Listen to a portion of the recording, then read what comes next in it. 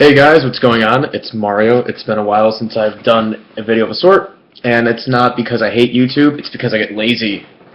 And when you have a girlfriend and other priorities, you get very lazy. So, today's video, I wanted to talk about pause benching simply for the fact that I saw Johnny Candido release a video on this where he had introduced one of his friends. I've forgotten his name off the top of my head, but then this kind of led into a topic that Josh and I were both shitting on over the phone, and then kind of just we started going off of that, and we started kind of discussing our ideas. And I wish he was in this video too, so we could kind of do I guess you could say kind of both of our opinions in this one video, like a Skype session. But I am just way too lazy. It's like 9 a.m. Josh is probably asleep, and I didn't even tell him I was going to upload this on YouTube.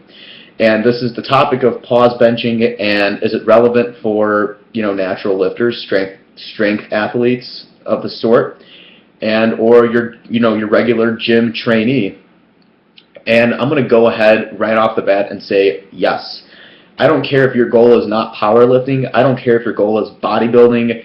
Whatever your goal may be, if there is a way to implement actual pause benching or some sort of variation of a pause rep scheme into your bench days or your pressing days of the sort, it would be my suggestion, and Josh's also, to probably go ahead and do it.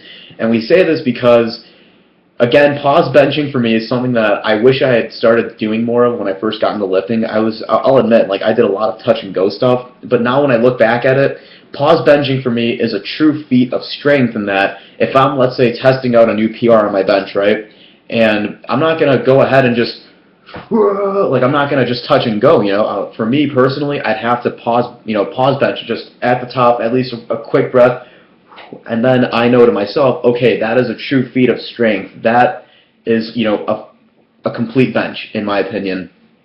And again, it's not to say that all of your benching and all of your pressing work has to be paused.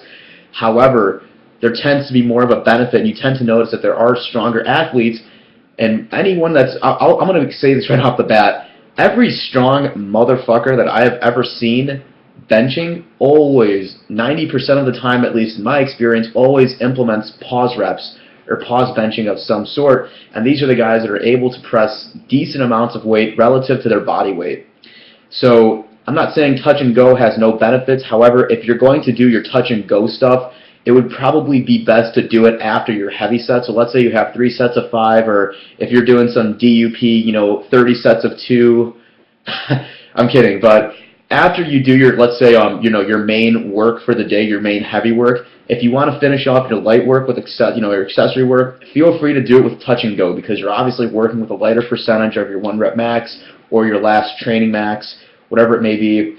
And it would just be wiser, in my opinion, to go off of that, because whenever I'm doing pause work or bench work, for example, I tend to do a pause, a quick pause at the bottom of my my press.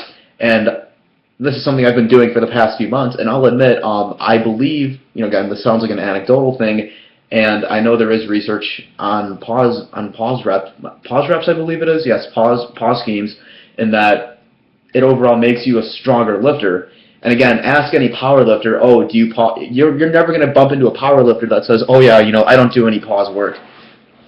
That's like asking a power lifter, have you ever heard of Shiko, and they say no. They're going to think you're an idiot. They're not even going to, acknowledge you.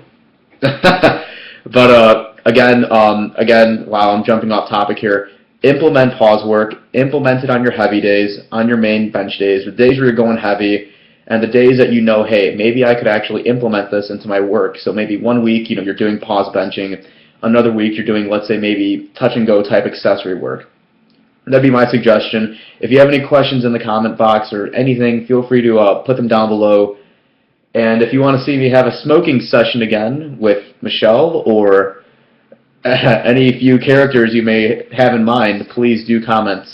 Peace out. Bye.